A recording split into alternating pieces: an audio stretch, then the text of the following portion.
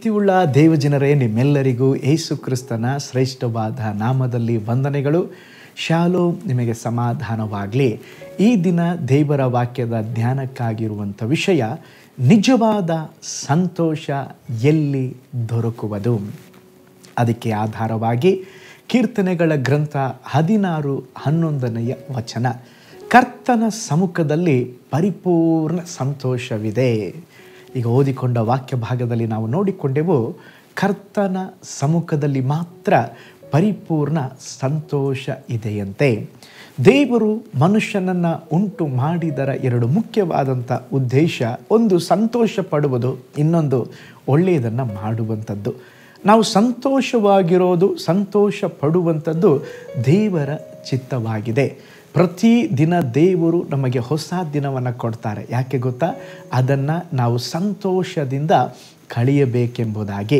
ಕೀರ್ತನೆ 40:16 ವಚನ ಹೇಳ್ತದೆ, ನಿನ್ನ ದರ್ಶನವನ್ನು ಕೋರುವವರೆಲ್ಲರೂ ನಿನ್ನಲ್ಲಿ ಉಲ್ಲಾಸದಿಂದ ಸಂತೋಷಿಸಲಿ. ನೆಹೆಮೀಯನ ಗ್ರಂಥ 8ನೇ ಅಧ್ಯಾಯ 10ನೇ ವಾಕ್ಯ ಹೇಳ್ತದೆ, ಕರ್ತನ ಆನಂದವೇ ನಮ್ಮ ಬಲ. ಫಿಲಿಪ್ಪಿ ಬರೆದ ಪತ್ರಿಕೆ 4ನೇ ಅಧ್ಯಾಯ 4ನೇ ವಚನ ಹೇಳ್ತದೆ, ಯಾವಾಗಲೂ ಕರ್ತನಲ್ಲಿ ಸಂತೋಷಿಸಿರಿ.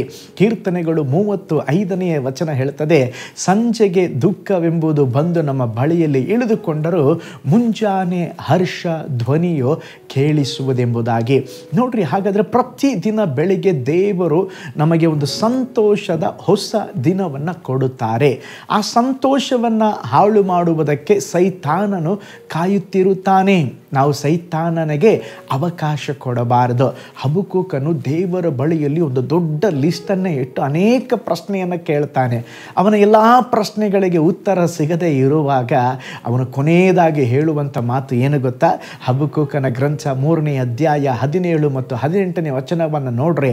ಅಂಜೂರವು ಚಿಗುರುದಿದ್ದರು, ದ್ರಾಕ್ಷಾಲತೆಗಳಲ್ಲಿ ಹಣ್ಣು ಸಿಕ್ಕದಿದ್ದರು, ಎಣ್ಣೆ ಮರಗಳ ಉತ್ಪತ್ತಿ ಶೂನ್ಯವಾದರು, ಹೊಲ ಗದ್ದೆಗಳು ಆಹಾರವನ್ನು ಕೊಡದೆ ಹೋದರು, ಹಿಂಡು ಹಟ್ಟಿಯೊಳಗಿಂದ ನಾಶವಾದರು, ಮಂದೆಯು ಕೊಟ್ಟಿಗೆಗಳೊಳಗೆ ಇಲ್ಲದಿದ್ದರು, ನಾನೇನು ಮಾಡ್ತೇನೆ?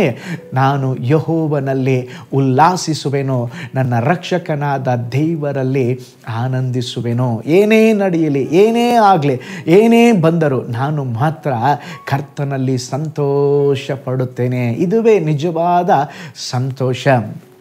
ಒಂದು ಊರಿನಲ್ಲಿ ಒಬ್ಬ ಅರಸನಿದ್ದನ್ರಿ. ಯಾವಾಗಲೂ ಯಾವುದಾದ್ರೂ ಒಂದು ಕಾರ್ಯದ ಕುರಿತಾಗಿ ಚಿಂತೆ ಮಾಡುವುದೇ ಅವನ ಕೆಲಸವಾಗಿ ಬಿಟ್ಟಿತ್ತು. ಇದರಿಂದ ಅವನು ಬಹಳ ಅಸ್ವಸ್ಥಗೊಂಡು ದೇಹ ಕ್ಷೀಣಿಸುತ್ತಾ ಹೋಯಿತು. ವೈದ್ಯರು ಅವನ ಬಳಿ ಬಂದು, ನೀವು ಯಾವಾಗಲೂ ಸಂತೋಷದಿಂದ ಇರಬೇಕು, ಅದುವೇ ಔಷಧಿ, ಇಲ್ಲವಾದರೆ ನೀವು ಬೇಗನೆ ತೀರಿ ಹೋಗ್ಬಿಡ್ತೀರಾ. ಇನ್ನೊಬ್ಬ ಆ ಅರಸನ ಅಲ್ಲಿ ಮಂತ್ರಿ ಇದ್ನಲ್ವ, ಒಂದು ಆಲೋಚನೆಯನ್ನು ಕೊಟ್ಟ. ಅರಸನೇ, ನನಗೊಂದು ಆಲೋಚನೆ ಇದೆ.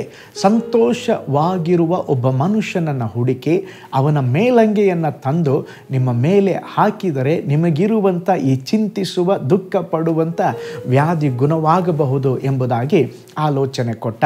ಆದರೆ ಸಂತೋಷದಿಂದ ಕೂಡಿದ ಮನುಷ್ಯನನ್ನು ಹುಡುಕುವುದು ಸಾಧಾರಣ ಕಾರ್ಯವಾಗಿರಲಿಲ್ಲ.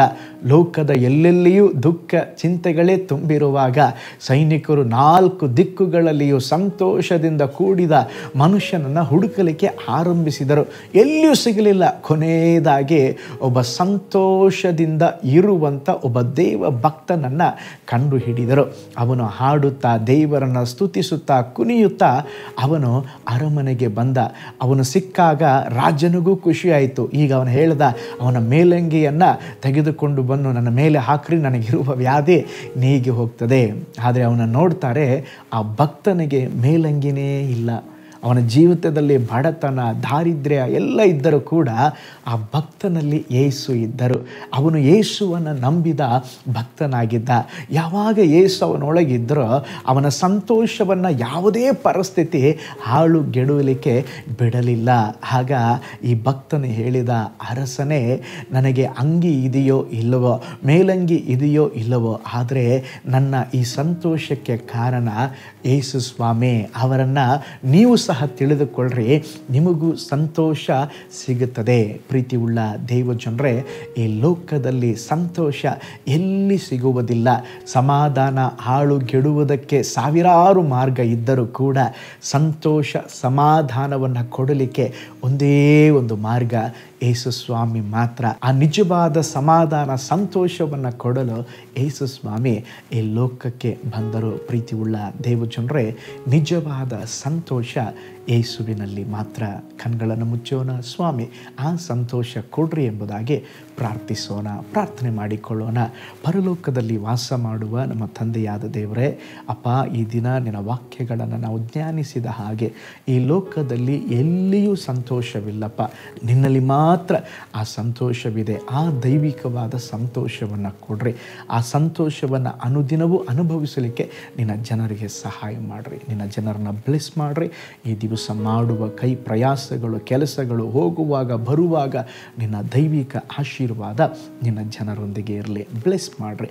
ನಮ್ಮ ಪ್ರಾರ್ಥನೆ ಕೇಳಿದ ಪ್ರೀತಿಗಾಗಿ ಸ್ತೋತ್ರ, ಯೇಸುವಿನ ಹೆಸರಿನಲ್ಲಿ ತಂದೆಯೇ, ಆಮೇನ್, ಆಮೇನ್.